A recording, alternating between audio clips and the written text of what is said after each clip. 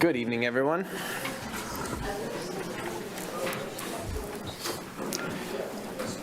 It is 6 o'clock, September 12th. We're going to call this work session of the City Council to order and begin with public comment on non-agenda items. If there's a member of the public who wishes to speak to the council on an item that is not on our agenda, this is your opportunity. You'll have 3 minutes.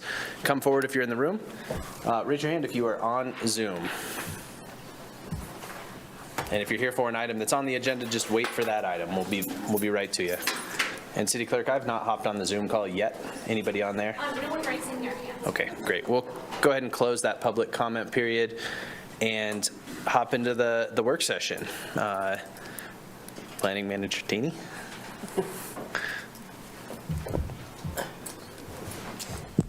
Mayor and Council, thank you. I'm going to let Nancy pull the presentation up.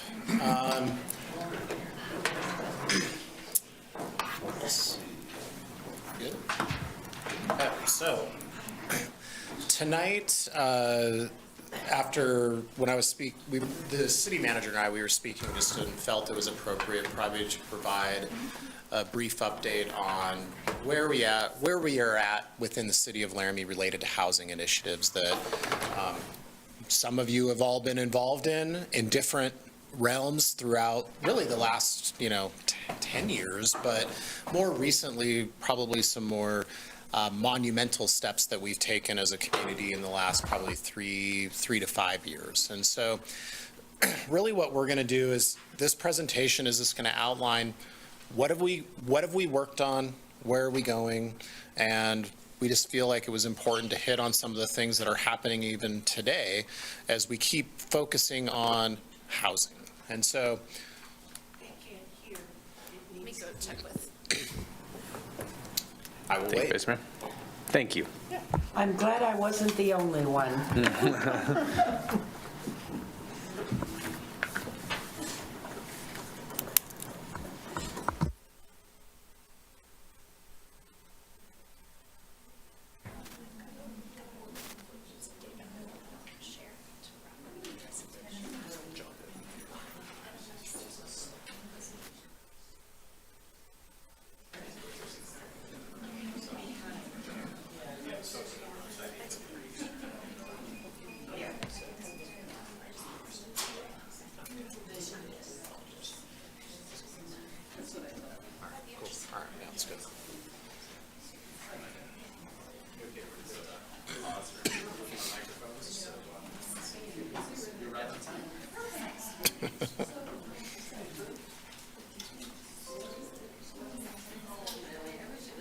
You want me to test it?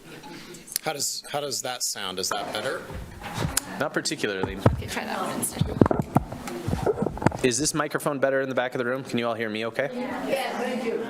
How about this microphone? That sounds better. Yeah, that would agree. Okay. So, problem solved. Back to you. all right, let me kind of just really quickly start over. So, once again, just through some discussion with staff, we felt it was appropriate to bring back to some information related to housing and where we are at within our community related to some of the housing initiatives that this council has tackled, staff has tackled, and also some things that are happening today. And so, like I mentioned, we're going to kind of run through pretty briefly some background slides that some of this is a little bit similar to what you maybe have seen in the past, but we think it's important to kind of retouch on it. Where maybe we're going, and then what we should expect for kind of 23 into 24 related to housing. So first off, housing is not a foreign concept to this council or to this community. In 2015, we probably took one of the bigger steps of completing a housing study. This is a very data-driven, data-heavy study. This is where we get a lot of the numbers that we reference to in some of our staff reports and information that we present to council. From 2015 all the way into today, you'll see multiple times in which the City Council, staff, Planning Commission, the state, our community, through such as like the Thrive Economic Development Plan, has housing within these planning documents as an important aspect to our economic growth, but also just the health of our community. More specifically, when you start looking at 2022 and 2023, your council goals also include housing initiatives. So I think building on that, and which we have at the kind of the bottom of the slide is some of those council goals. That's really where we're at. We're trying to figure out ways in which we can help our housing conditions within the community, not only the actual physical condition, but also how we improve and allow for housing to occur in a manner that is good for our community. So with that, what are we seeing? You know, in the housing study that was completed in 2020, we noted some of the desires and meeting what we feel like we need to meet in terms of some of the housing numbers. And this was just a simple graphic that was provided in the plan, but what we see is 54% of renters are cost burdened or severely cost burdened. When we see that, what it means is it's very difficult to not only rent, but let alone purchase a home. And then what we see, 30% of homeowners are cost burdened, which is on par with national averages, but I think that number continues to get worse based on more recent data. And so when we start looking at what do we need a lot of units. And we'll talk about this in a little bit later, but we can't solve that through single-family homes alone. What is going to have to happen in order to meet our housing needs for this community is going to be housing that spreads the whole scale of everything from single-family homes to larger multifamily buildings and everything in between. And really that everything in between is probably the sweet spot and what this community has identified where it really wants to go.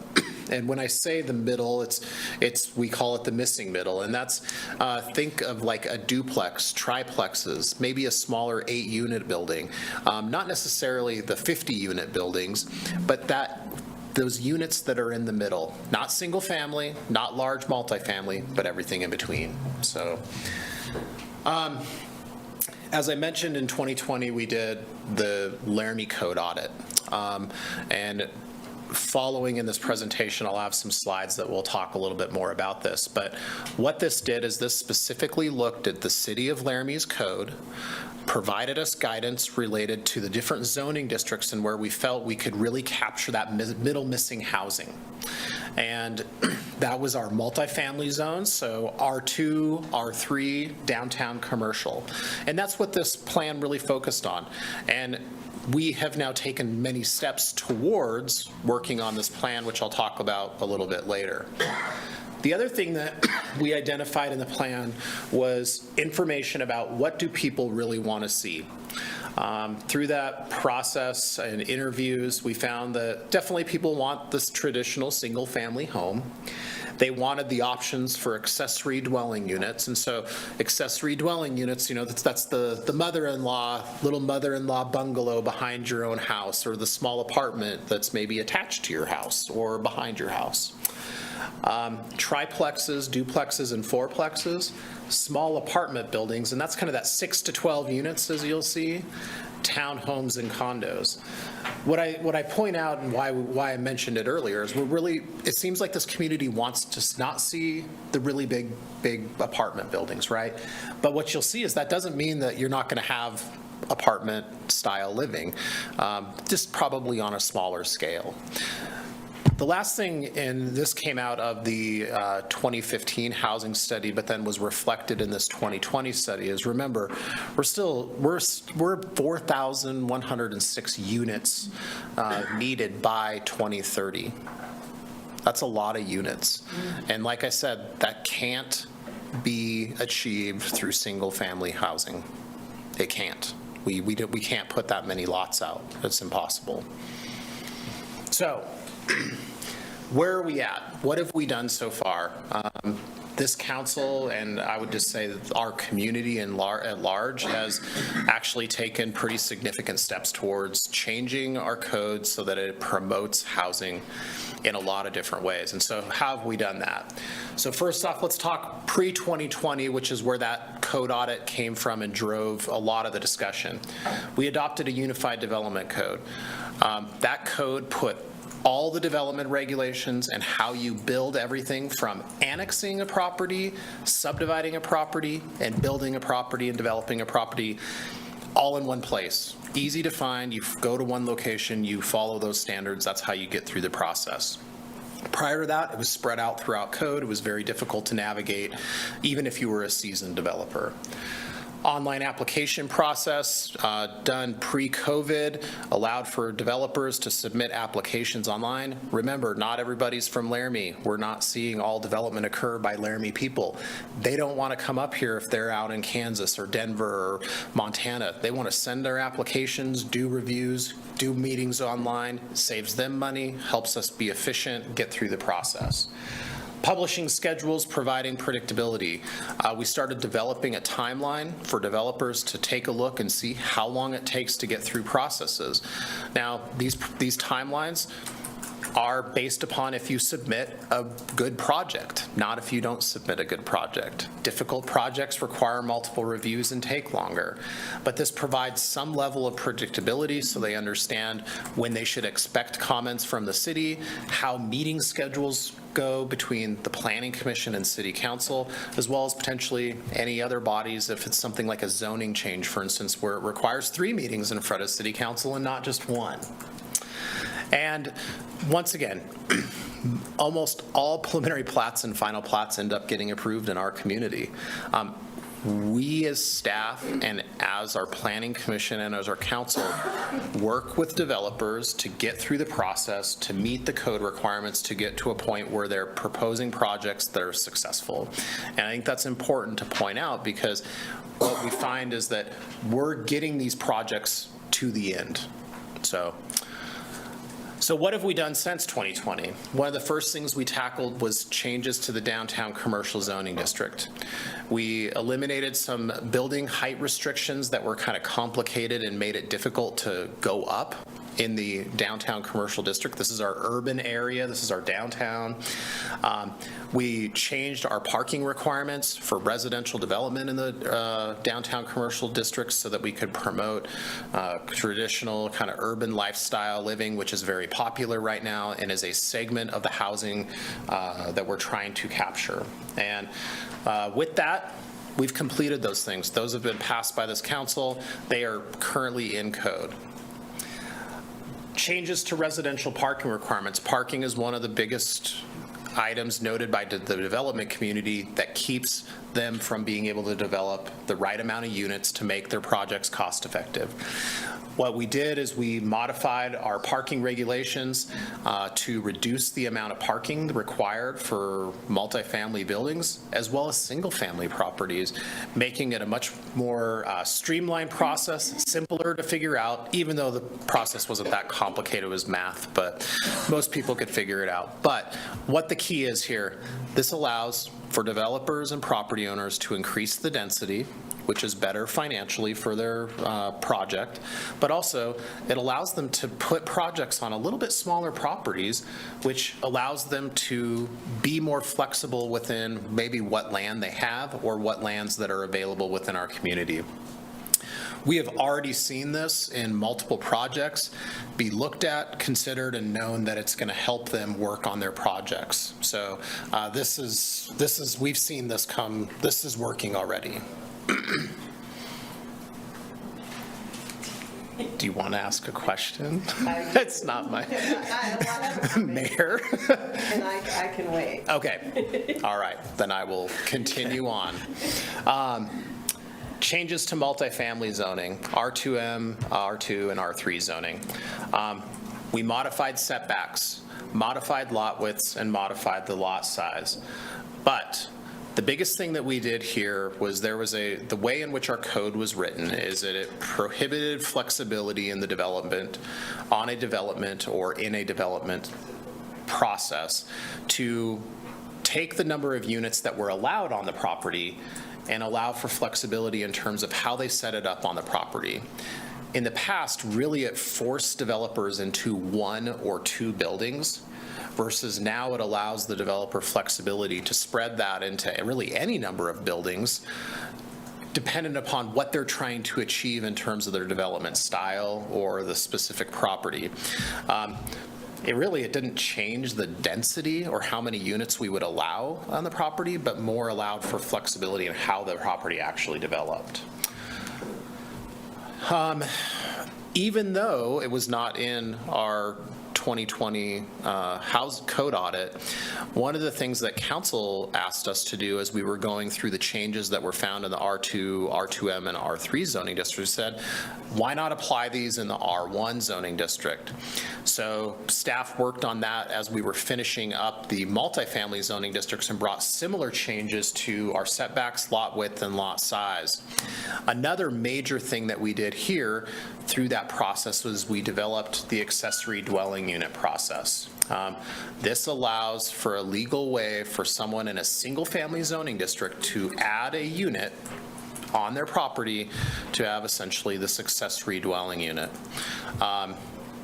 We have already seen this come into play as well. People are doing this today now.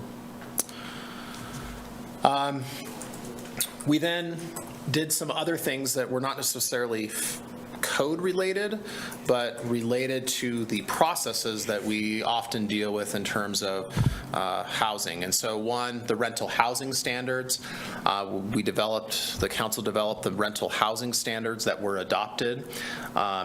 Where we're at right now is we have 1,100 licenses with a total of 3,433 dwellings registered. And through the standards process and the kind of complaints process, we have 5 complaints that we've processed so far. So this process is still kind of evolving, but it is growing, and we're still adding rentals, and that continues to move forward. Secondly, we've developed the contractor licensing process. That process has required that contractors working in our community meet the expectations of being able to understand our building codes and go through those proper processes, improves our quality of work and workmanship within our community. But really, it ultimately protects property owners in terms of what they're actually getting when they do hire somebody within our community, because they're required to not only get the permits from our office, but be licensed within our community. Up to date, we have 346 licensed contractors. So, yeah. And I should, let me say too, that's general contracting as well as all of your trades, electrical and plumbing and things like that. So, but yeah, it's a quite high number. So. Next, we have established our Urban Renewal Authority.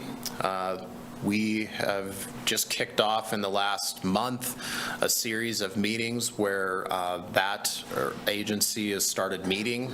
I think even tonight, Nancy was doing some training with that group, or no, that was the DDA, sorry. But through that process, this adds another tool to the toolbox, right? This adds the option for our community and for those property owners specifically to form this area to where they can use the taxes to help benefit them and promote that area in which they voluntarily come into. And really the key here is, and you know, you've heard some presentations in the past specifically on this, is the Urban Renewal Authority in the area in which they're selected over time really is the long-term gain in terms of areas that really aren't receiving any benefit. Usually they're rundown properties. They're areas where taxes are already low. Maybe they're underutilized. And what this will help do is infuse money into those areas and allow for that tax base to grow over a long period of time, to where the later, I guess, in the time period, we see those increases in tax revenues. So once again, the key here is revitalization. This is a tool that areas that maybe have a few buildings, like I said, are underutilized, can use this to help really get them the next step up. It's that stepping stone into really improving their sites and areas. And remember, this can be one property, and this can be multiple properties or groups of people coming together to form one of these. We anticipate probably within the next 6 months, starting to take those applications as the board comes on, and really finding projects that we hope promote the community in that aspect and using that tool. So where are we going from here? What are some other things that are happening? So public-private partnerships. The city, we've been successful in using these so far. You all are familiar with the old Kmart property and the public-private partnership we did there. But we've also done this with senior housing project out on Crystal Court, if you remember, a few years back. This is where the city uses, whether it's land, knowledge base, money, other partnerships to promote housing. And I think that that's going to be key in the future as we look to promoting housing that this community wants to see. So if you kind of go back to that, one of those previous slides of those types of developments, or working with maybe future affordable housing developers that come to our community. We do have existing assets, as it says up there on the slides. The city does own land. We have staff. We have expertise in development. And so how do we make projects more feasible in our community and use those partnerships to promote things that we want to see? And then, do we develop other things and strategies or policies that maybe reduce city costs, fee reductions or other types of things that the city can control, because we don't control everything within the development game, right? Not all of it is under our control. Development incentives, similar to some of the public-private partnerships, but how do we utilize the things that we do within the city of Laramie to promote housing where and when and the types that we want to see? We do this already in some aspects when we build infrastructure, repair streets, invest money into our community through among a wide variety of public projects, right? Even parks promote housing and development. And so we're seeing that already in the community. But what we do know is that some of these things can really reduce the burden in terms of making a project go from probably not very feasible to feasible. And so there are other things that we potentially can do, maybe future code changes related to density bonuses, or how does the city maybe develop a way where we can front end costs so that developers maybe aren't supporting that cost at the very beginning of the project, and maybe how does the city do that? Other changes that we may want to think about. Remember, all of these are just related to how do we provide more flexibility? How do we promote housing that we want to see? And so, do we continue to modify our zoning districts? Are there more areas in which we can massage the code to help our housing? Do we develop completely new zoning districts that increase density, change the types of development that's allowed, maybe even prohibit single family and only allow multifamily zoning? One of the areas that we've noted, and I think we had talked about this maybe even in the past conversations about some of the zoning, was do we modify our PUD process, and do we use that process in a little bit different way than we currently do to try to promote flexibility but promote housing in that type of a process? And do we potentially go the opposite direction and force smaller lots into our community and restrict maximum lot sizes, which would require houses to be on smaller lots because the lots could only be so big. Mobile home park standards are another area that we can look at. We have now gone through 4 iterations of mobile home park inspections since the time in which we started mobile home park inspections. Currently, they're on a 2-year process, but a yearly inspection process might be something that could help really improve the quality, which is not what we're doing right now. Modifying and increasing the standards in which what we expect within the mobile home parks is another area. Potentially establishing sunset dates for certain aspects of development and how these park standards are, as well as developing programs that could incentivize mobile home parks not only to be developed but improved within our community.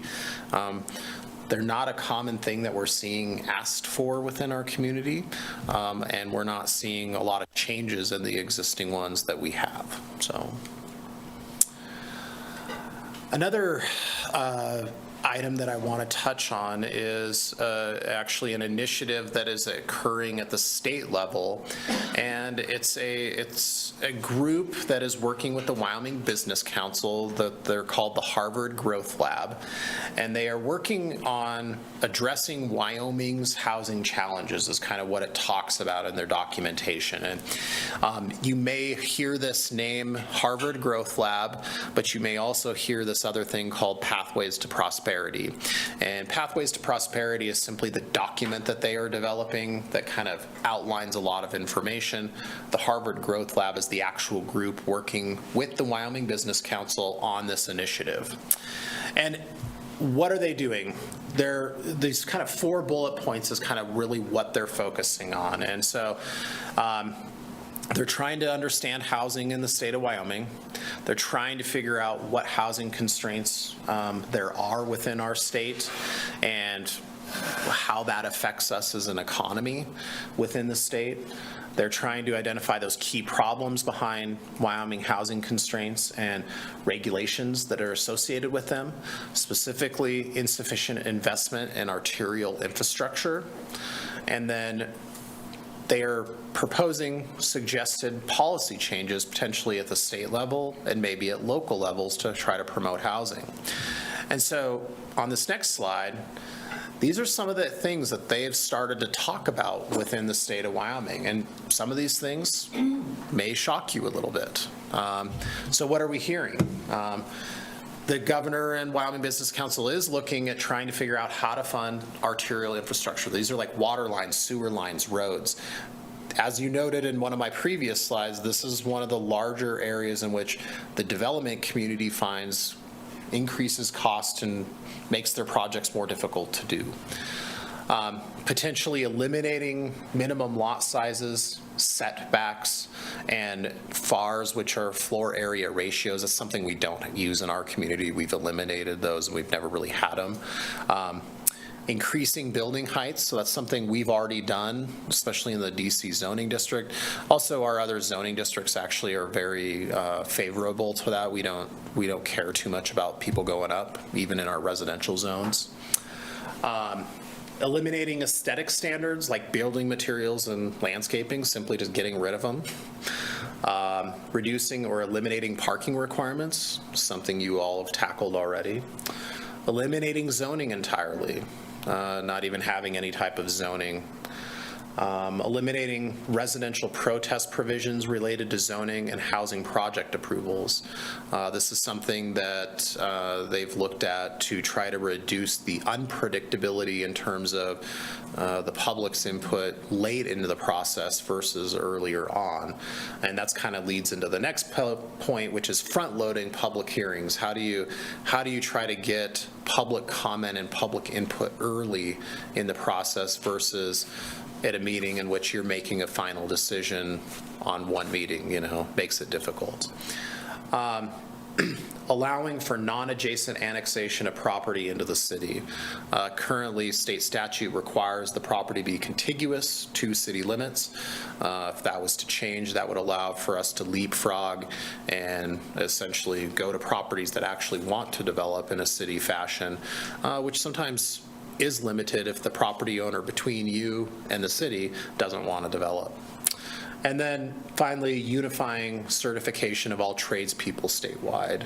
You all have taken that first step, which is certifying those contractors and those licensed developers and people building in our community, but this would be more of a statewide program. So currently, this group is engaging with communities. Laramie is one of those communities. We've been, I don't know, 3-4 meetings at this point with this group over the last 6 months, providing input and guidance on this. And so definitely something that's a pretty big deal for the state of Wyoming. And then What other things maybe do we want to think about?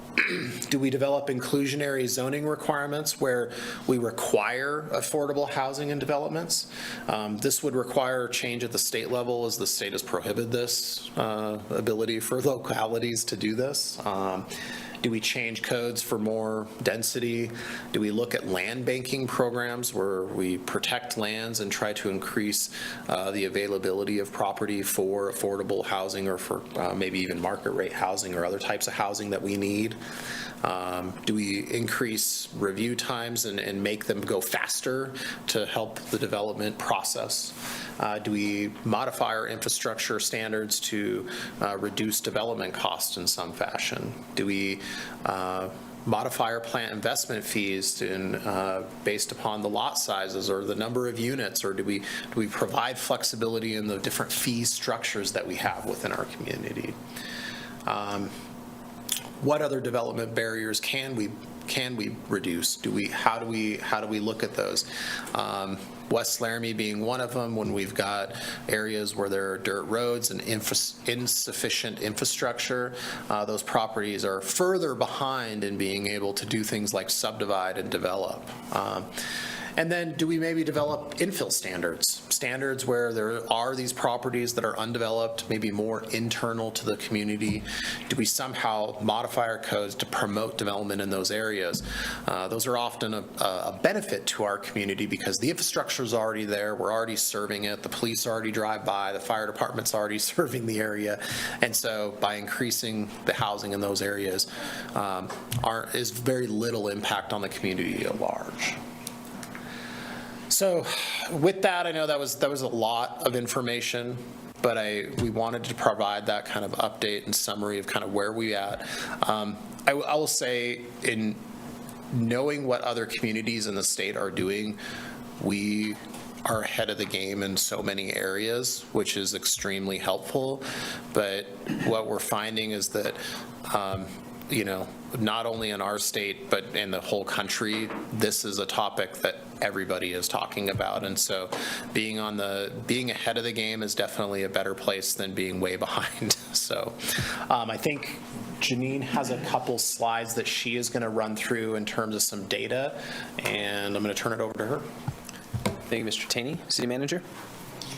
Thanks, Council. If you have any technical questions for our planning manager while Nancy gets the presentation up. Mine's very quick. Yeah. I always forget what PUD means, planned. I can even answer that. Planned unit development. Unit development. That was your moment, Derek. That was your moment, and it's stolen from you. Planned unit development. Council, Thank what you. I wanted to share with you, just to kind of put a bow on the presentation tonight, is the survey data that we have been collecting over the last, about 15, 16 months. I just have 3 slides. So we started surveying the community in May of '22 on an ongoing basis, twice per year in a digital format, to be a new format for our citizen or community survey that we've been doing for over a decade now.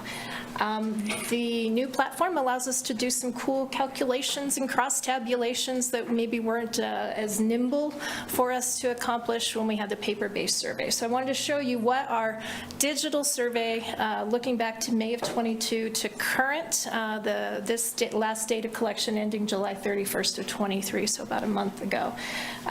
We added a specific question to that survey, recognizing that housing is an issue in the community. We have tons of data from our 2015 housing study, from our 2020 study, all the studies that Derek just talked about. But really coming to understand the limitations of your authority as municipal elected officials. As Derek said, the city doesn't hold the keys to housing. I wish I could tell you that you held those keys. You just don't. There are certain things that the city can do. We can ease regulations. We can make the regulatory environment and the permitting environment more hospitable to developers, make it quicker for them to get through. But at the end of the day, you have dozens and dozens and dozens of active home lots ready to build on that you have permitted that are not being built. right? Why that isn't happening? What are the constraints in the private sector? I can't speak to that. That's not my expertise. But it's the reality that we find ourselves in now. We have dozens and dozens. I don't know, Derek, did we count that up? Maybe over 100? Yeah, I don't remember what the last number was, but it's a lot. Yeah. Many, many lots. Permit a year, What's that? more than we permit a year. Yeah, as Derek is saying, I don't know if you could hear that, but we have more lots available right now in the lot to slap, or in the community to slap a family home down on, to build a family home on, than we are asked to permit in any given year. So that means we have multiple years of inventory existing in the community right now, but for some reason, people aren't building on those lots. I don't know if it's the cost of building materials. I don't know if it's the availability of labor, but the point being, the city can't fix this problem alone. The private sector has to be party to it. What we've stopped short of doing when we come to you, we have not said, well, should the city get in the game of developing housing? And so this question was put out there to sort of help you all and help staff understand if there's an appetite amongst Laramie residents for the city to become directly involved in creating, maybe building and developing housing, because there's a push and pull in that scenario. If the city becomes involved, some folks may say, you know what, city government, that's not your role. You need to let the private market handle that and the private developers do that and profit from that, right? So here's the results to the question that we put in our survey starting in May of 22, and that question read, please rate whether you agree or disagree with the following statement. And that statement was, Laramie City government should become directly involved in development to expand housing options for middle-income workers and low-income persons. Folks were asked to determine whether they strongly agreed on a scale of 1 to 5 to strongly disagree with that statement. And here's the data that we've collected, and what we see is 57% of Laramie residents, and this is a statistically significant survey, so it should be a representative sample, 57% or a majority say, yes, I agree or I strongly agree that the city government should become involved in this. The reason we started asking this question a year and a half ago is recognizing that we had the Urban Renewal Authority as a potential tool to create that Urban Renewal Authority under the City Council's authorization, and then they could actually start to become involved as the sort of financing tool for getting us to that place. So I wanted to share that information with you. I also wanted to tell you that these responses, when I looked back at them, they have remained, this 57% agreeing or strongly agreeing with that statement has remained consistent across all 3 survey periods that we've completed in that 15-month period. It's only fluctuated, I think, by %, and that's in this slide here in the lighter colored print. I went back and I also looked at whether demographics, whether the positivity rate, neutral rate, or the disagreement rate, negative rate, had changed, and it also is pretty remarkably consistent across the survey period and across demographics in that survey period. So the next slide will look a little bit at some of the demographics for you. So I ran a quick cross-tabulation on the data, looking at education, racial and ethnicity data, and home ownership data, and you'll see that of the 57% of folks who agreed, I'll look at education, for instance. Those with a high school degree or less were, in fact, in the highest range of supporting the city becoming directly involved in housing development, with 64% of people agreeing or strongly agreeing that that is a proper role for city government. By contrast, the lower end of the education spectrum would be those folks with some college or college degree, and only 54% of those folks agreed that that was a relevant place for the city to move toward. And then when we look at home ownership, I thought this was somewhat interesting. Those who said, yes, I own a home, only 50% of those respondents thought that the city should become directly involved in developing housing. But for those who said they did not own their home, 65% of those folks thought that this was a relevant space for the city to enter into.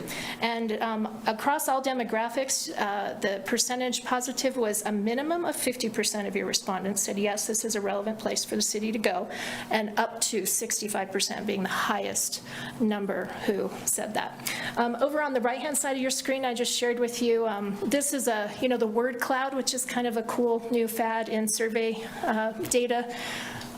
review, and the top box is the things that residents most loved about City of Laramie in a word cloud: mountains, that it's small, they loved the town apparently, and people, and the bigger the word, the more that was echoed in the survey. The smaller the word, the less important that was as a thing that was considered something positive. When asked, though, what residents want changed, you'll see what keyword for tonight pops up in there. Although second to more shopping, housing was right up there, right under shopping, is we need shopping and we need housing. And we need roads. Right, right. And I always have to say too, not in housing, but these word clouds always get me, because people say one of the things they love most about Laramie is people, and one of the things they like the least about Laramie is people. So I don't know what to do with that. But the last slide for this evening, we also ask an open-ended question at the end, and we say, tell us the things you'd most like to see improved in Laramie, or changed in a positive fashion. The highest category of open-ended responses we got was housing. We had 37 unique and individual comments on housing. This is a sampling of them. You'll see that when you look at these quotes that were, this is direct feedback from our residents.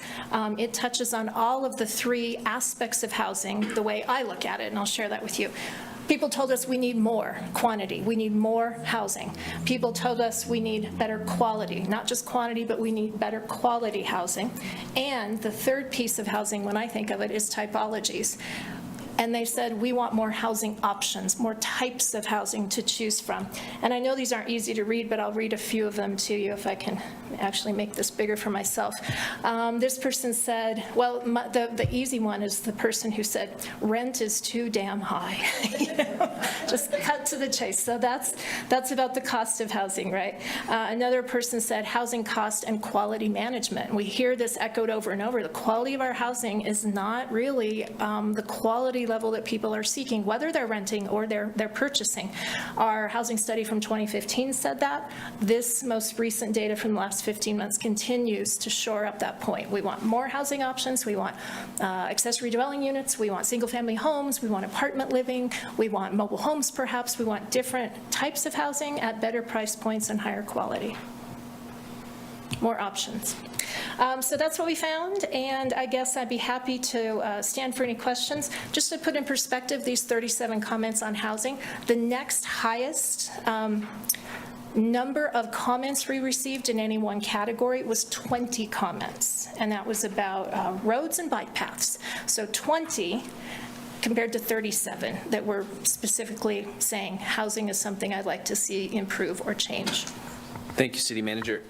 Council members, any questions? I imagine there will be several. Councilor Pearson and Councilor O'Doherty. Councilor Richardson next. My questions, I think, are mostly for Derek. So the first question has to do with the parking situation. When we reduce the parking for apartments or fourplexes or whatever the range was, the parking requirement, did we get ourselves in trouble because, or potentially because, or have you since considered the space we need for garbage pickup and potentially recycle pickup, or bigger containers for potential recycle pickup in the future, which would mean a bigger recycle truck to actually pick up larger amounts of recycle? I'm going to turn this on. Mayor and council, no, I don't think so. And here's why. So we didn't modify any of our travel widths, so the travel lanes within our parking areas, and there's a reason why we don't do that, is those are based on a lot of times fire apparatus and access in there, which then accommodates the typical trash trucks and recycling. What I think the parking does is it allows for an increase in units, but they still have to figure out, if they can't fit trash and all those other facilities, that's part of the process and when they're developing these lots. And so they're looking at that at the very beginning of the process. And so far, we're not running into any issues. Actually, the code changes that are going through right now, we think are going to finally tweak those to the right spot where like some more detail is provided. So really, that's not as much of an issue. It's very rarely as ever much of an issue. So, and so far with the changes to the parking, we haven't run into it, so. Okay, that's good to know, because I guess in my head, I was thinking if we give up the parking requirements, they are going to get more room to put rental or you know, whatever, right? But then I started thinking, because our private haulers of trash are not as frequent, and the city is now doing a lot of that pickup, I knew that we had to change the size that was required for city pickup. So I was thinking, so we give them a parking spot here, but then we take it because they know we're now picking up their trash and potentially picking up their recycle. So that's where my mind was going. So it's good to know that wasn't really, you know, +1, -1 kind of thing in my head. And Mayor and Council Member, the days of using a parking spot to sit the dumpster in are no longer. That's not how we develop sites anymore. And so, yeah, there's some existing units you'll see, you know them around town. That's what this, you know, parking spot now is the dumpster location. Now it's integrated into the site. So those are two very separate things when we're developing these sites. So, Perfect. Yeah. That's good to know. Thank you. My next comment or question has to do with our rental ordinance, which maybe, Derek, you can't answer, but potentially having an update on our rental ordinance, you know, where we are in terms of the number of units that have signed up. I mean, I know we haven't been collecting data for much more than 6 months, right? First one. Was it? Yeah. Yeah, it was on the first one.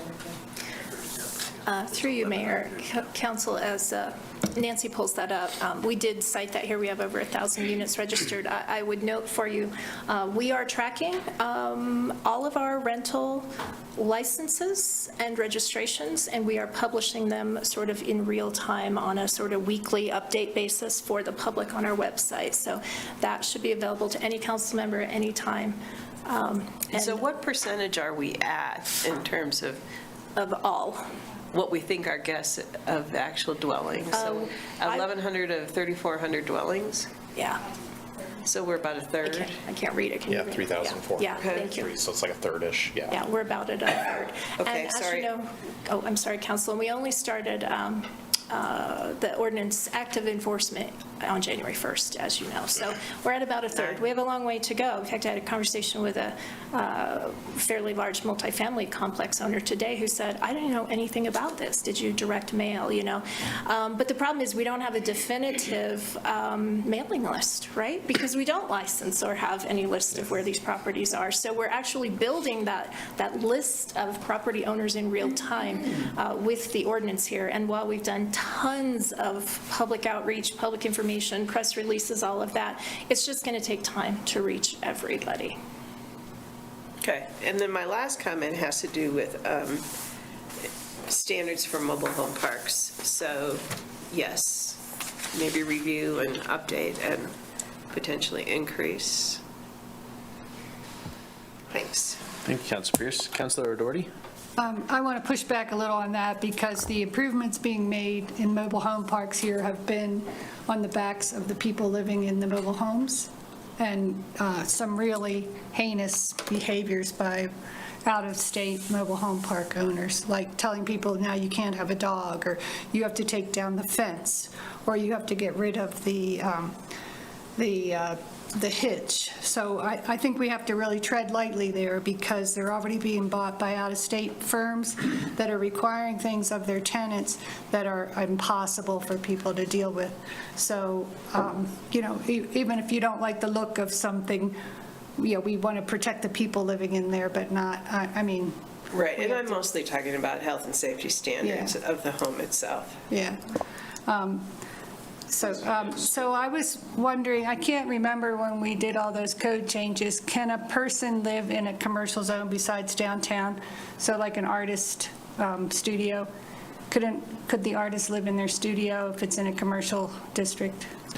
Yeah, there's multiple provisions to allow for different types or kind of that, like, studio living and things like that. It is based upon zoning, and it is based upon certain other things, factors too. So it's not, I can't just say, yes, every artist can live in their studio. In certain zones, yes, it is allowed. There's ways to do it. There's also, in almost all of our residential zones, you can have those commercial components as part of your home occupation. We are very loose and flexible in terms of our home occupation allowances. So there's flexibility both ways. So living in commercial and operating business in residential. So it's kind of... And I just want to, I was hoping that maybe Nancy could show on the screen so people know you don't have to click on the thing, but so that people know whether their rental unit has been registered or not. So I want the public to know that we have a spot on the city website under rentals. And Nancy showed me where it was the other day. I found it and then I couldn't find it, but it's at the bottom of the page, and you can look up the address to see if your rental unit is registered. If it isn't, maybe you need to let your landlord know about this ordinance, or, and so I think that's part of the issue when you tell me that there's so many people that don't even know about it, because we have so many out-of-state owners. And then they build stuff here, and then they don't pay attention to it. So we really, I think we need citizens to let us know that their rental's not on the list. And then we could find out how to get in touch with, like our staff. All the work that I'm doing. And I think that was all. Thank you. Thank you, Councilor Doherty, and that is cityoflaramie.org/rentals. Rental housing. Rental housing. Councilor Richardson, did you have questions? Whatever, comments are fine too. Yeah, please. So, Derek, I really, first of all, want to say that I appreciate the work that the zoning and planning has done, because I in like looking at the recommendations from the Harvard group, there were just so many things, to your point, that the city's already been doing, which I appreciate it. What do you see as being like the most appealing incentive to the contractors and the builders? And I guess here's my other little bit of that. Of all the things that you have implemented, are you seeing that it's making an impact yet? Or do you feel like it's kind of slow to take? Here's generally what I would say is we often hear, you often hear probably as council members, we hear in the public things like, like landscaping or things like that, cost development and make things harder. But what I find is when you really get down to it, the high-cost items, which are often infrastructure, is what makes projects and breaks projects. And so I think if I was to just really generalize, is anything we can do in those realms to help reduce cost or improve that climate, the infrastructure cost climate in our community, I think we're going to do more than we can do when we change any other codes in any other areas of our code. It's just that the return on our investment in modifying something in a standard related to that's such high cost is a better return for the development community. I think it's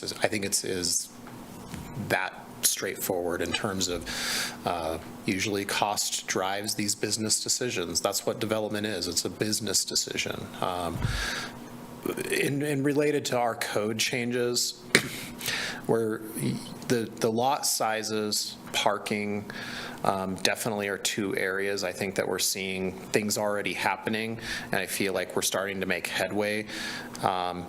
The subdivisions that are going to be coming online, I think, are now starting to think along these lines of smaller lots and understanding how these code changes are beneficial to them in terms of something different for our community that helps them long-term in their development project.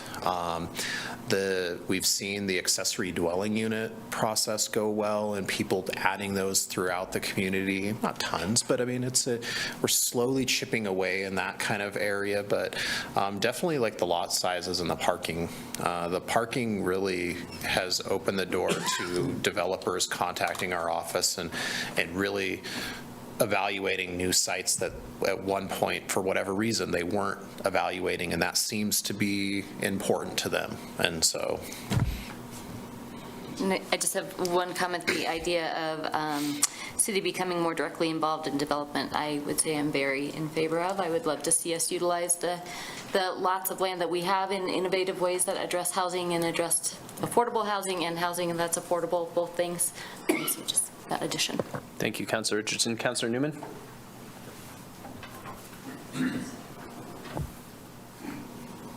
Can you hear me? Yes, sir. Okay, see.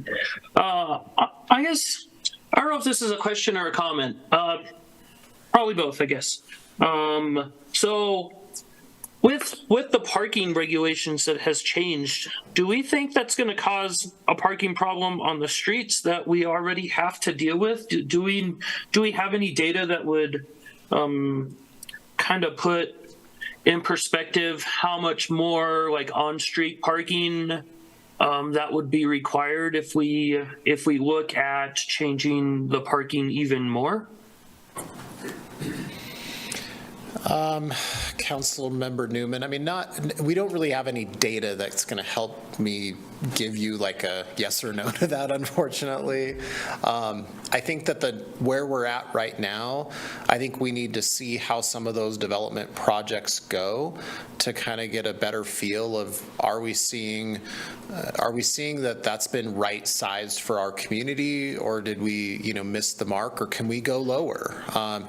You're always going to have with a residential development apartment complex, even if it's 3 units to 10 units, somebody might choose to park on the street just to park on the street. And that's what's difficult to really try to gauge.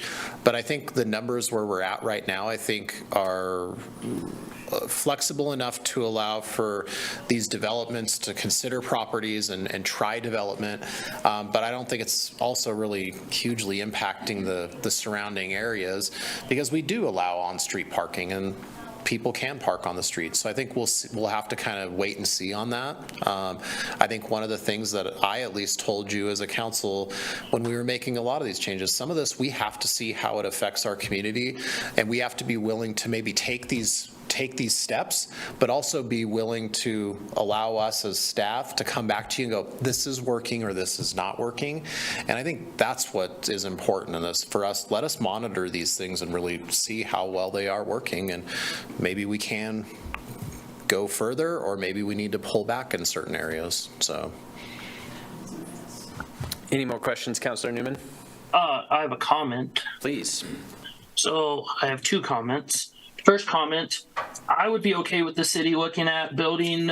What I don't think I would like to see is the city going to buy property. So if we can just use the property that we have now, I think I would be in favor of that, as long as there's still a lot of private sector going on. The second part, the comment that I have is, so there's a Facebook group that I stumbled upon that is just like rants and raves kind of thing. And I stumbled upon a housing one. And I would say the most common thing that I saw on there that people were complaining about when it came to building houses was the landscaping and then like stone requirements and stuff. So maybe we could look at changing some of those building codes as well. That's all I got. Thank you. Thank you, Councillor Newman. Councillor Gabriel? Thanks, Mayor. Derek, going back to what you mentioned about the availability of a lot of lots that are not being developed, I remember the one over in West Laramie that was coming before the council several times and was held up because of the financial situation with the contractor. Do you have any insight? I mean, the city's doing all these different things to incentivize people, the contracts to build, yet we have all these lots you talked about. Any more analysis on what is happening and why they're not being developed?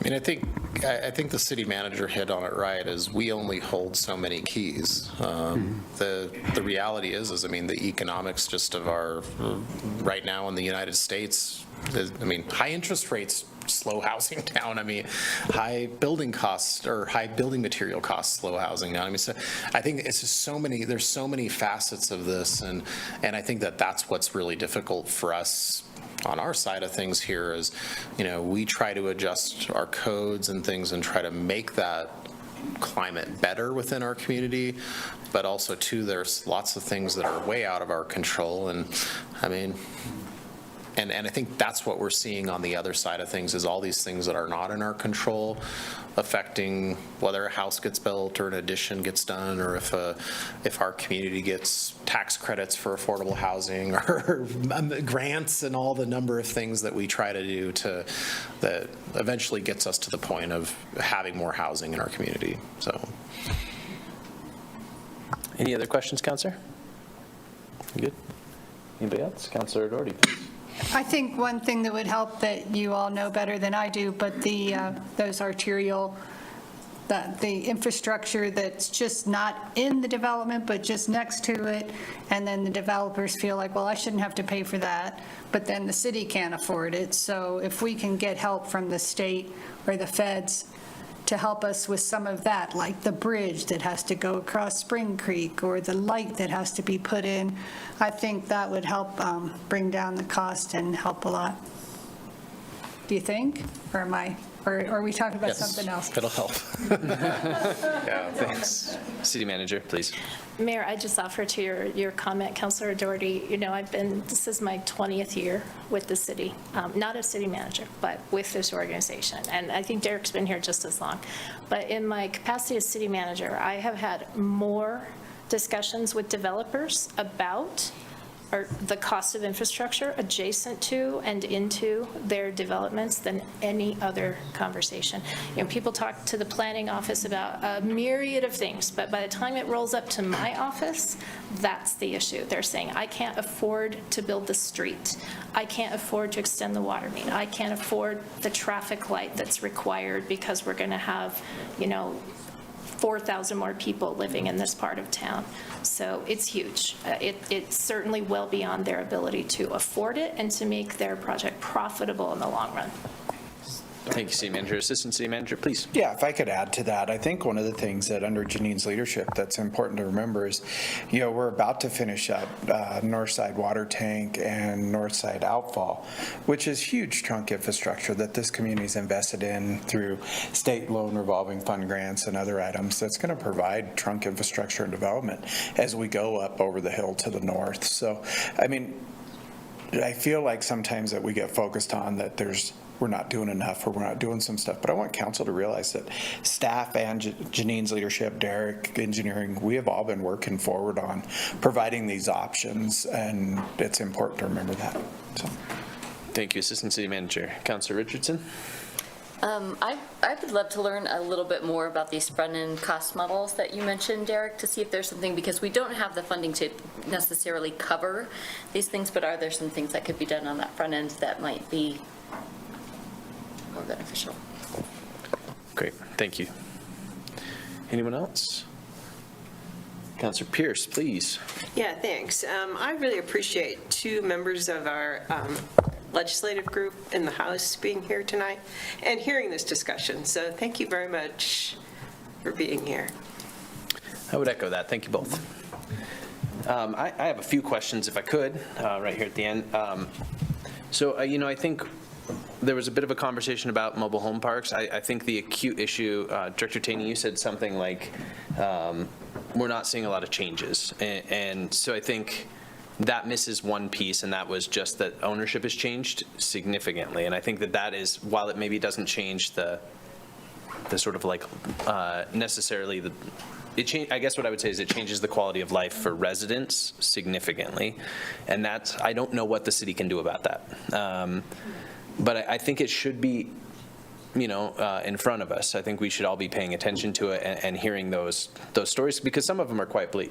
Like Councilor had already said, I mean, people being told their dogs have to move, or their rents go up, or their lot fees go up substantially. Those sort of things are pretty consequential for folks living in that situation. So if you have ideas, I know you mentioned sort of like moving to yearly inspections. That feels maybe helpful, but like that may miss what is the biggest hurdle in my mind, which is the sort of the ownership piece changing and the predatory nature of that ownership. If we can find ways to address that, I think that would be significant for quite a few residents in our city. And so I just wanted to flag that. That's not a question, so I'm not going to say, do you agree or something? But like Councilor Richardson said, I think that front loading of some of the costs, especially when we think about sort of interest rate expenses, and then sort of like what we would require, because I'm not very favorable to the city front-ending the cost of infrastructure if it's just going to be like 10,000 square foot lots with large homes. To me, that doesn't feel like it is in the public's interest. And so I would hesitate for the council to engage in that conversation. And that is in some of the public's interest, right? But very few. And I would be more interested in us having those conversations about sort of like how we spend the public's money or loan the public's money, whatever that may be, however that may take shape, when it is really in the interest of the greater community, trying to hit this 4,000 units. To your point earlier, we're not going to hit 4,000 units with large single-family homes. So if that is our goal, then we should keep that in mind, I think, as we're building that. But I do think that's a really valuable thing. I mean, I've been thinking a lot about this housing conversation and how we can start to see building happen on those. I know, we have a plat on Colorado that is it's large. We have Spring Creek. We have, they're out there and they're large developments, or large-ish, right? And we did all this work to reduce dimensional standards and really just make it as easy as we could.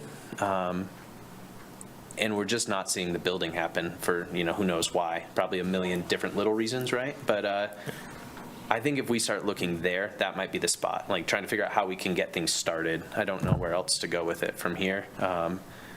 I'm favorable. I guess I would be interested to hear what you all have in mind for how we can move that part, like move to actually building. Any sort of creative thinking I think would be really valuable. And then just by way of, I'm just talking at you, I'm sorry. I'm not asking any questions. I wrote all these notes down and now I'm reading through them like, they have question marks at the end in my notes, but they're not questions. So, one of the things, Councilor Newman mentioned removing the, this one is going to be a question, so buckle in. The removing landscaping. And, I think you and I have talked about this a number of times, and I tend to share your opinion that it's not where the money is at. It's not where the big expense for building is at. And to me, removing landscaping feels kind of like a value choice, right? Like you're developing and you're not going to live there, so you don't care if there's trees. But if you're going to live in that neighborhood, you want trees. You want green space. You want bushes. And so I think to remove that would sort of like the cost the developer would save would have, sort of more impact on the people buying the house. But I wanted to ask about the stone requirement, because I know we require like a certain portion of the front facing to have, like, I don't know if it is stone or if it's just some other material, but can you tell me what the point of that is? So we actually don't require this is good to know. Percentage. There's actually, it's a palette of choices within the development code. Wall plane changes, material changes. It could be stone or it could be other materials. Okay. There's other ways, awnings, shutters, all sorts of things that you can do to meet the requirements to essentially provide a better aesthetic look to our community, so that we avoid just essentially the cookie cutter style housing where every single house looks exactly the same. Maybe it's just a different color, right? And that was the whole purpose of when the council adopted that code originally. And so to your question, technically, that's not what you have to do. You can. A lot of people choose it because it is a simple, cost-effective, and it's a very simple building technique to use, and so it doesn't require a whole lot of modifications to plans, and so that's why people do it, and that's why you'll see like a house that maybe gray, then brick, and then a different type, but also, too, we're seeing a lot of really cool materials coming out now, and people are getting pretty creative with that, and so we're seeing a lot of different styles come out right now with materials that are not necessarily traditional, but still look good and create that dynamic appeal as you're driving down the street. That's great, and I think that's important. Just to be very clear, I just was kind of curious what if it really was just like changing the view, because it matters for the way a neighborhood feels, that it's not cookie cutter. And then two last pieces. I was curious if you have any, and you don't have to have an answer now, but I'd be curious to hear your thoughts on when you think about the boundaries of Laramie. Largely, it is sort of like large lots, large houses. And lacking density. I'm trying to think of like maybe North 9th Street might be the spot where there's like some density at the edge of town, and there may be others.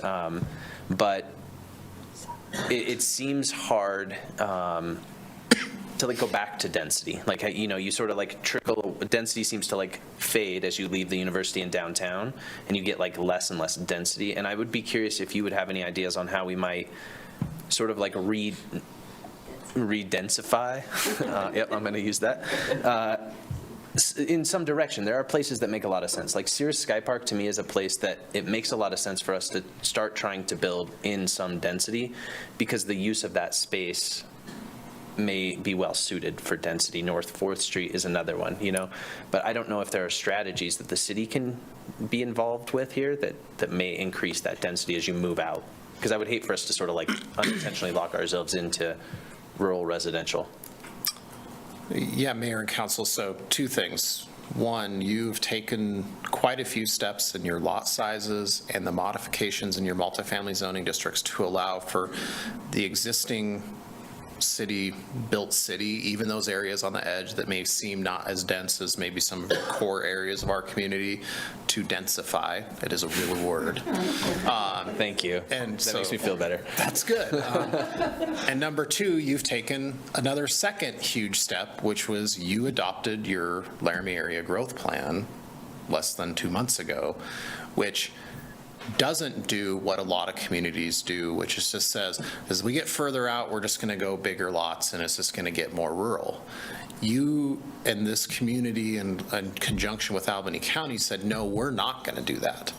And if you look at those maps, we will be coming to you with future proposals, whether it's this council or future councils, that are going to be new R3 areas on the edge of our community, up near Sears Sky Park, new commercial areas that include these dense areas as we expand, because you do want that. You don't want all of your density in just one location. You want that spread out. It helps your infrastructure. It helps your roads.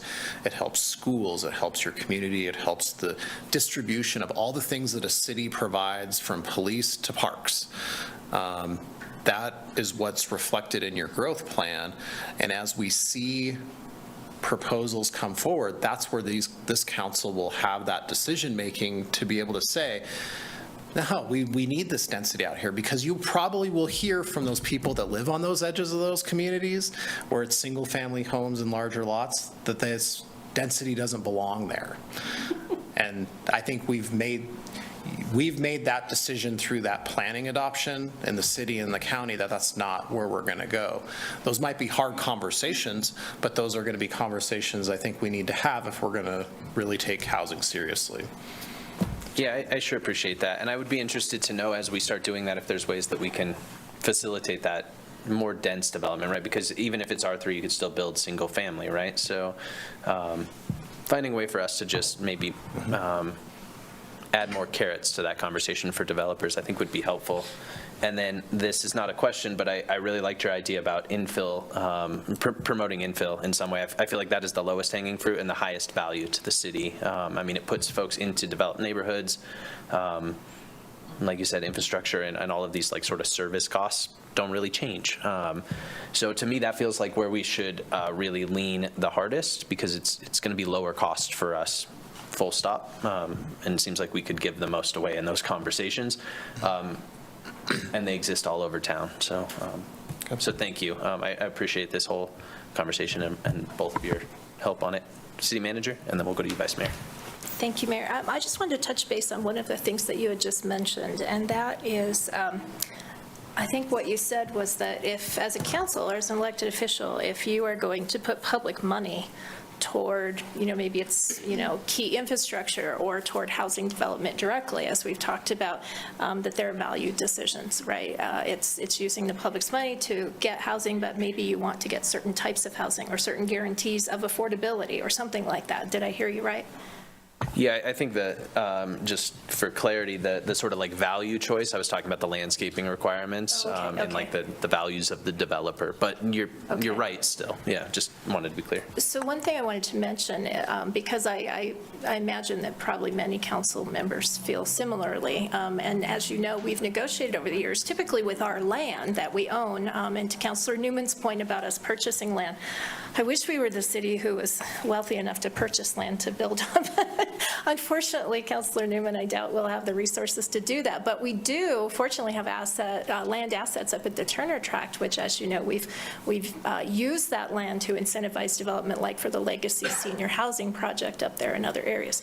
One thing I wanted to mention, though, and this ties back to Derek's discussion about the Harvard Growth Lab and the work that the state of Wyoming has been doing through the Business Council and Governor's Office to have them evaluate what Wyoming looks like as far as housing regulation. One of the things that I had sort of mentioned in a review with the Governor's Office and the Growth Lab folks, I don't think anyone else was on that call, but was, I think, getting to this point. It was, I'm curious if one of the things the state could help us do, now that the state is also exploring this issue, that's been a long issue here, but now is concerning across all communities, would be to give us statutory tools, give statutory tools to you as a council, to the municipality, to say when we invest public monies or public lands, or we sell them at a discounted rate to get housing, to give some allowance to the municipality to say, well, then we want 20% of the housing you develop to be affordable at this certain price point, or something of that nature. And there's ways we can do that through like the Urban Renewal Authority and other layering on of other governmental entities or boards. But I felt like it would be really helpful, frankly, to have that tool from a statutory standpoint to negotiate with at the local community level. And I don't know, Derek, if you want to add anything to that, because we sort of talked about with them loosely. The Harvard Growth Lab's response, just so you know, to that question was, they're very much free economists is how I read them, and they were like, oh, any statutory, anything that you do is going to be more regulation and disincentivize the free market. And I recognize, that there's a lot of merit to that argument, but when the city's being asked to get involved in housing, right, how can we tell our residents that the investment of their money yielded a benefit, and be able to measure that over time, if not through some statutory allowance? So I hope that made sense. It did. Thank you, City Manager. Councilor Pierce? Yeah, and to add to that statutory discussion, isn't there something, I'm recalling something that says to the community, like the city of Laramie, you cannot stockpile pipe to do, your water, right? You have to use, kind of as you go, and if you're building the road down 3rd Street or whatever, you have to basically buy it on the market. So we can't have a spare supply of 18-inch sewage pipe or whatever the size is. Is that right? Through you, Mr. Mayor, I think, Councilor Pierce, I think what you're probably thinking of is we do have a prohibition on selling like city parts or inventory to private users. That's more of a public-private divide. But also there certainly are some procurement standards that statute imposes on all municipalities that probably aren't contributing to the least price for the components that go into infrastructure or housing or other development. Thanks.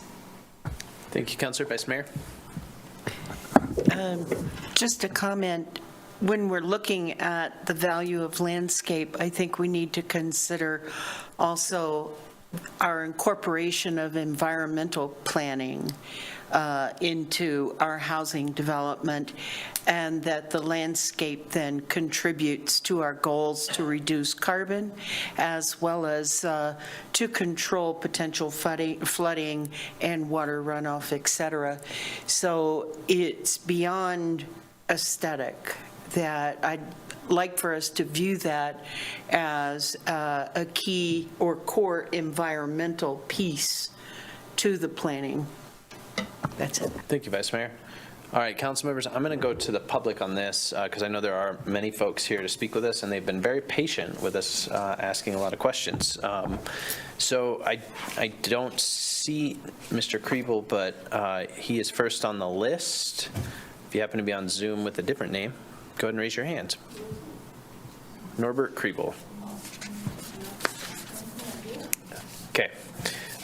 City Clerk has a list that I'm going to have her just call names out. When you hear your name, you can come forward. You'll have 3 minutes. Bernard Steinman.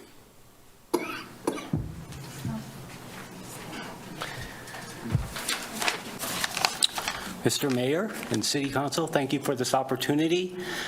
My name is Bernard Steinman, and I'm here. I'm a resident of Laramie's First Ward and a gerontologist. And I'm here on behalf of Age Friendly Laramie, a local nonprofit whose goal is to improve livability for people of all ages and abilities. As you are aware, Laramie's population is aging at a remarkable rate. By 2040, about 38% of the population will be over age 45, and 1 in 5 residents will be age 60 or older. Many studies report an overwhelming preference among older adults to remain in their homes and communities for as long as possible. Homes and communities are important to individuals because they serve as the basis for valued memories and social connections. However, when adequate options are not available locally, many older adults are forced to move and leave their communities. Aging-related circumstances challenge the ability of individuals to age in place. Many older adults experience physical and social changes that threaten their independence and well-being, especially if changes are not acknowledged and addressed in policy and design related to home and community environments. That's where you come in, and we're pleased to see your focus on this issue tonight. In order for older residents to age in place, a variety of housing options must be available. Affordable housing options and designs, especially those that include adaptive features, can make it possible for Laramie's residents to remain independent longer and a part of this community for longer. Unfortunately, as you know, such options are in extremely short supply. In addition, housing that blends shelter and services, such as assisted living or continuing care retirement communities, will soon be in much greater demand. As part of Age Friendly Laramie's community needs assessment, it was recommended that our group work to develop creative solutions and partnerships to address shortages and supportive and affordable housing options for Laramie's older residents. In our work, we have developed relationships in the community to start this discussion. We're working with Regency Retirement Residents, a premier independent living community in Laramie, to explore options for expanding and increasing the types of services they can provide. We have partnered with the Wyoming Home Modification Action Coalition to promote increased access to home modifications that we know improve safety and security for older people. Finally, in partnership with AARP Wyoming, we have conducted a code review to assess how city codes could easily be adapted to better fit the changing needs of city residents. We are happy to provide you a copy of the 9 recommendations we've come up with. Tonight, I'm here to begin developing our relationship with you, Laramie's municipal government, without whom real action and change cannot take place. I appreciate your time. Thank you. Thank you for taking time to join us this evening. We sure appreciate it.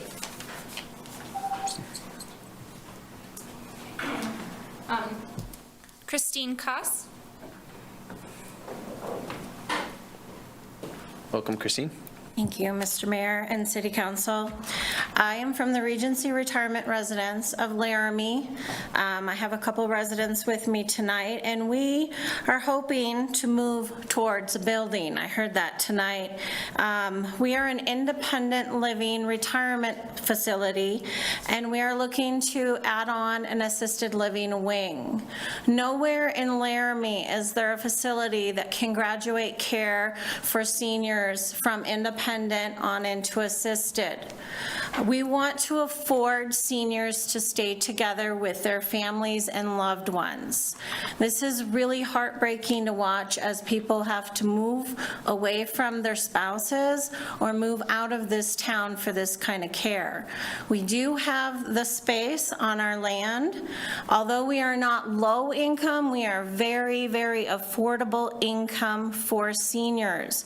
And we really need your support, and I think it would be in the best interest of the public to help us if there's any infrastructure, huge costs ahead for us. So, thank you.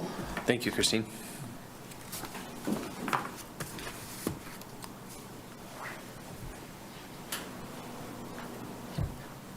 Is there anyone else, City Clerk, on your list? Sorry, Mayor. You're fine. That concludes my list. Okay, are there any other members of the public who wish to speak to the council on this topic? Please come forward.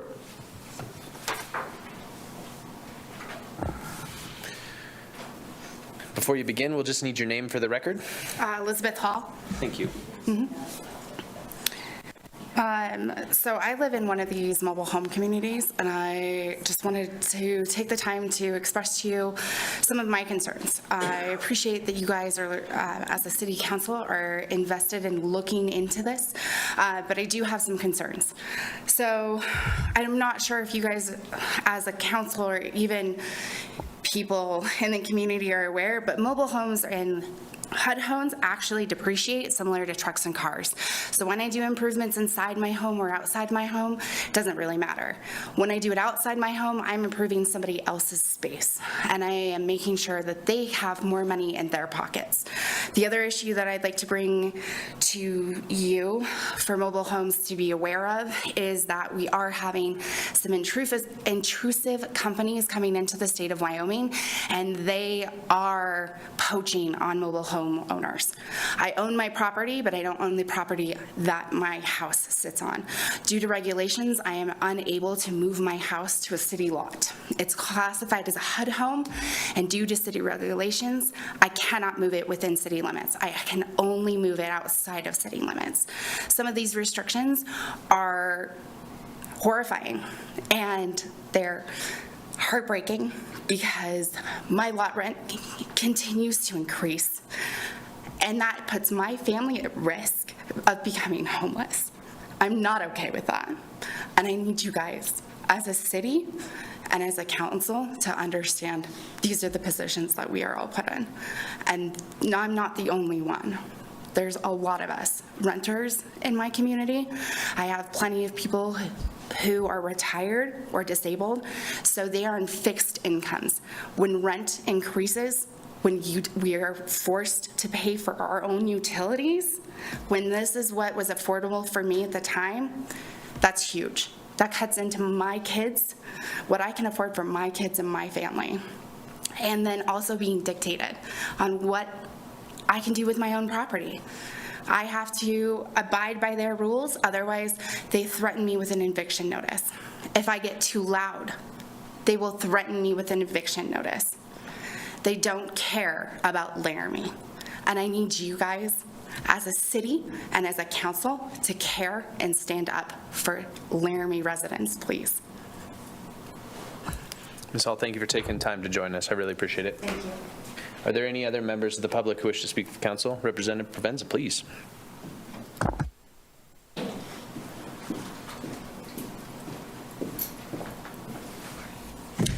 Good evening, Council. Thank you for doing the work that you have done. You have done a lot of great things for Laramie based on housing, and I know that you understand the depth and the importance of continuing to do that work, and so I want to thank you for doing that. I did also want to mention just a couple things about mobile home park standards. One of the things that I think needs to be talked about is, in the last 2 years, I've talked with a lot of tenants that live in these parks, most of which are owned by one company. I won't say that company's name right now, but it's pretty easy to figure out who that is. What I have heard has been rent increases that are more than half of people's income. As the last speaker mentioned, we've got folks that are on disability, that are older, bringing in maybe $1,000 a month.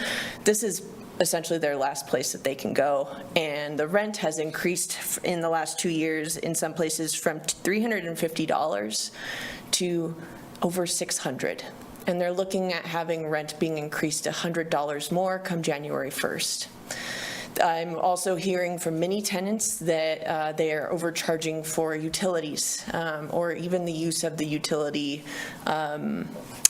meter.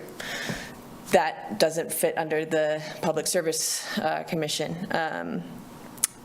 Additionally, what they're also seeing are just different arbitrary rules. They get permission to put a fence in. They pay to put their own fence in that is 6 feet tall.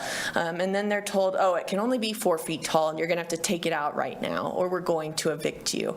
And they threaten evictions left and right. They're just throwing them out like candy. Most people in these situations that live in these areas, again, most of the mobile home parks in Laramie are owned by one company that has come in the last couple of years. What they end up finding is they don't know what to do. They don't know what their rights are. They don't have access to an attorney, so they're afraid and they leave, if they even have the chance to. And again, they own their own home, but they have to follow the rules of the ground that is owned beneath them that are arbitrary, don't make sense, tell them they can't have pets. It's extremely problematic, and I would urge you to, in moving forward, work with the people that live in these communities, because the people that are closest to the problem are the people that are closest to the solutions. They have wonderful ideas. If you need any help in getting in contact with these folks, I'm happy to do that and make that bridge for you. But they are coming together collectively because they're just getting railroaded, and we need help from state, county, and city government to help protect them. Thank you for your time tonight. Thank you for taking time to join us. Anyone else wish to speak to the council? Please come forward. Take your time. Oh my gosh, I keep coming up. Mr. Mayor and council members, I just happen to think, I have a son who lives in Cheyenne in a mobile home, and he worked hard to get out of the mobile home community and have his own land, which he was able to do by buying a double wide that was already on a private land. So if we want high density, how about having some small lots for these individual people and have, so that they could own their lot and actually moved. Of course, they couldn't pay for moving, but there ought to be some agency in town that would help them with that. So anyway, that's just a suggestion that if we want high density, how about having smaller lots with, and having these mobile homes, or not mobile homes, but you know what I mean, on them, that they own instead of, or rent from the city, one of the two. Thank you. I'm sorry, Marion Paxton. Thank you. Thank you for that. Appreciate you taking time to be here. Anyone else wish to speak to the council on this work session? Raise your hand if you are on Zoom as well. Okay. Billy Harris did have a hand up, but it's not up anymore. Okay. Thank you, City Clerk. Billy Harris, will you raise your hand again if you wish to speak to the council? If not, we will close the public comment period. Okay. Council, we're going to go ahead and close that public comment period. And that Anyone, I guess, have any other comments before we go ahead and close this work session? Council members? Please, Councilor Doherty. I've heard rumors that the state legislature is going to blame regulation for the high cost of housing. And I just want to point out that I reject that notion, like that our regulation in Laramie, because I was looking, I learned from a landlord today that the property management company raises rent without asking the owner, and that they have application fees of $55, can't read my handwriting, lease fees of $100. So money to come look at a house, a viewing fee, and that's not coming from city council. So I think our landlords in town need to know if their property management company is doing what they want. And if not, then I think that we need to look into that. Thank you. Thank you, Councilor. And I think you could also parallel that we have reduced restrictions on housing in the city of Laramie, and the housing price has gone up. Any other council members? Councilor Richardson, please. Just one quick thing. Bernard, if you could email those 9 recommendations that you said AARP and you all worked with, that would be great. Thank you, Councilor Richardson. And that's just council@cityoflaramie.org. Easy to remember. Anyone else have any closing thoughts? I want to thank everyone for joining us this evening, and staff for all your efforts in housing. This is obviously an acute issue for the city of Laramie, as you can tell by all the questions from the council and all the comments from the public. We will keep working on it. So I'm going to close that public comment period, council, and move in then to what will feel strange, but a public comment period on any item. If you'd like to comment, go ahead and come forward or raise your hand on Zoom. Okay. Seeing none, I'm going to close that public comment period. And council, we are on to updates in council comments. And I'm going to begin with Councilor Newman and then Councilor Somerville.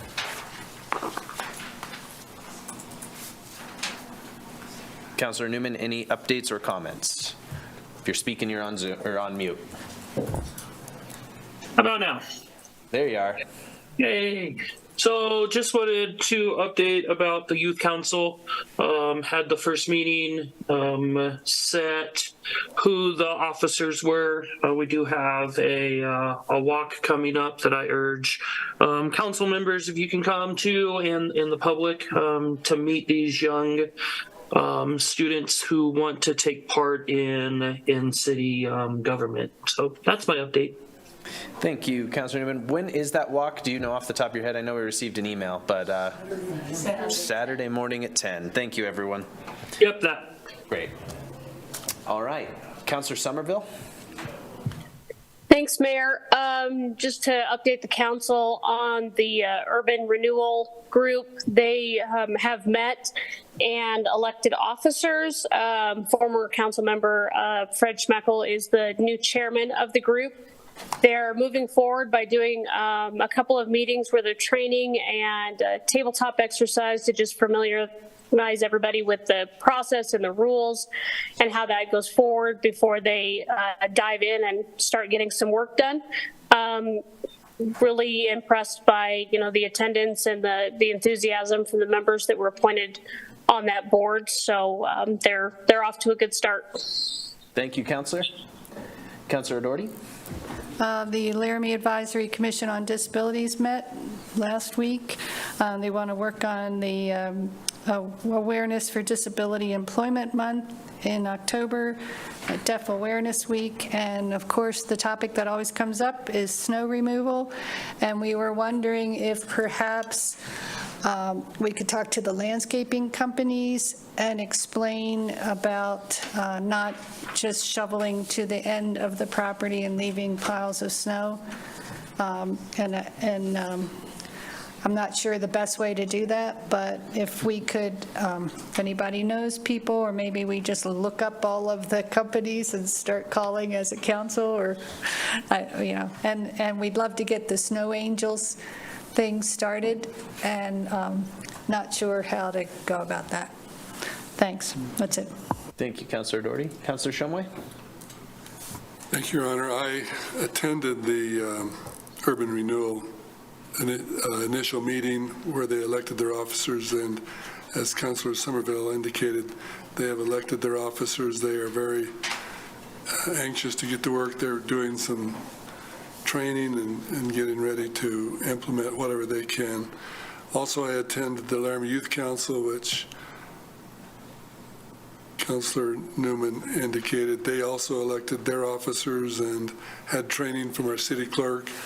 They are looking forward to a very active group.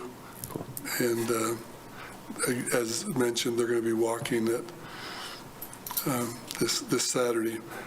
Also, I am attending a WAM board meeting in Shoshone with our city manager, where we will do all of the items that WAM has for us for this quarter.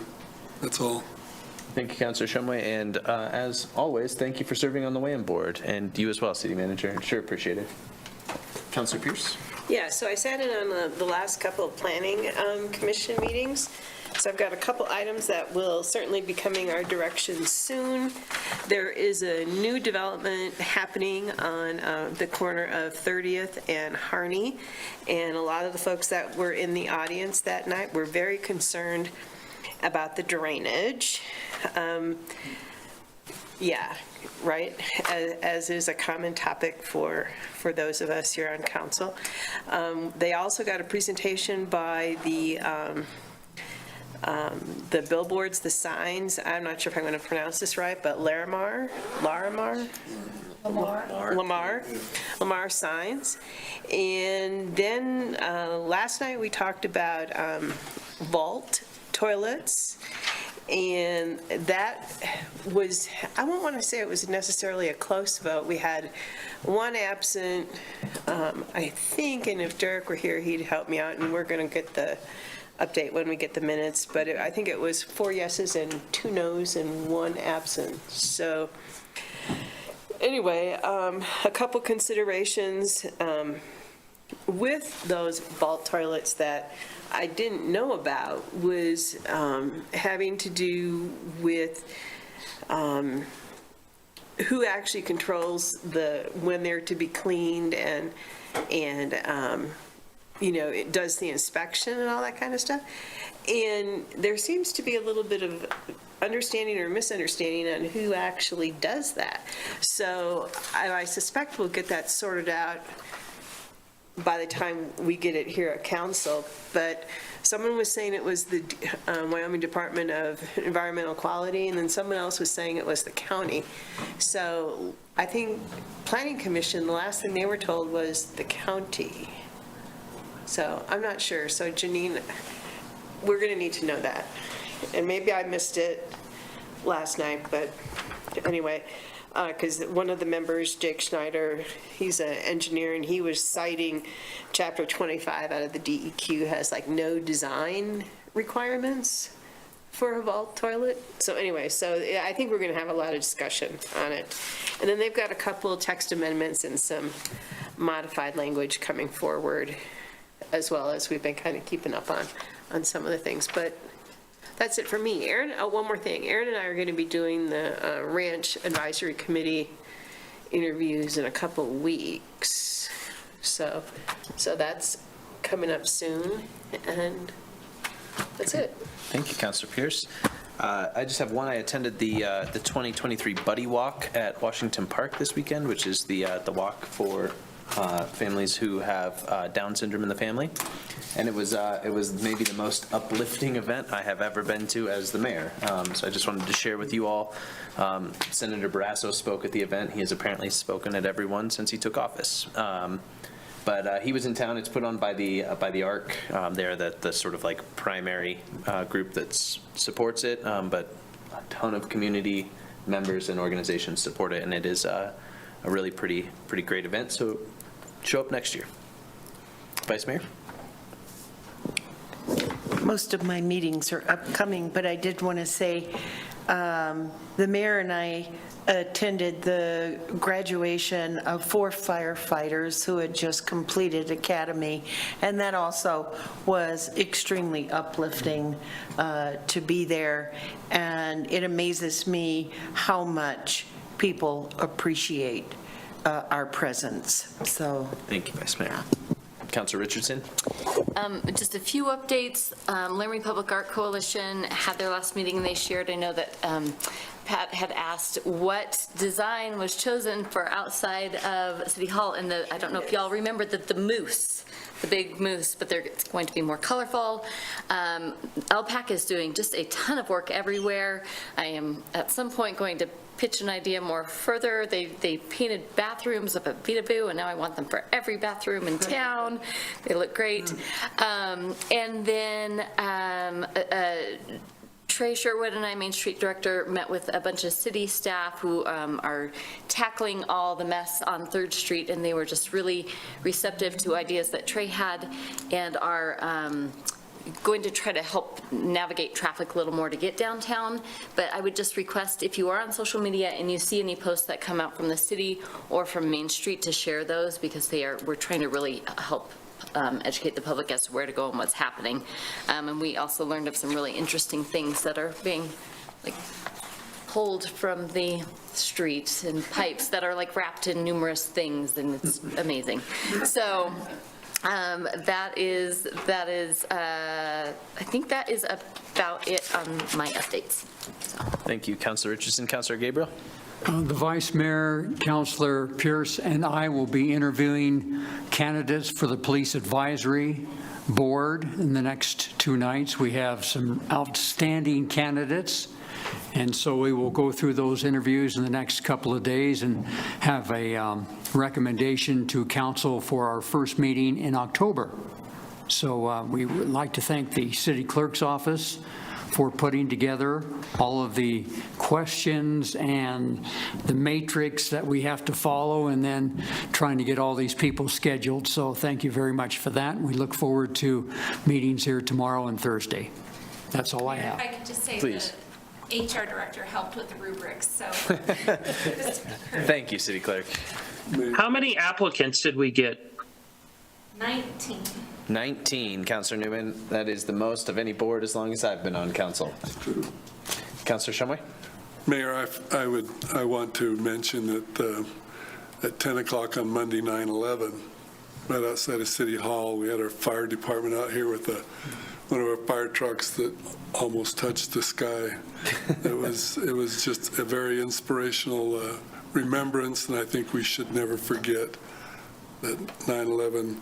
And I want to thank the fire department for doing that. I would like to, though, in the future, have them advertise it, because there would have been a lot more people here if it had been better known.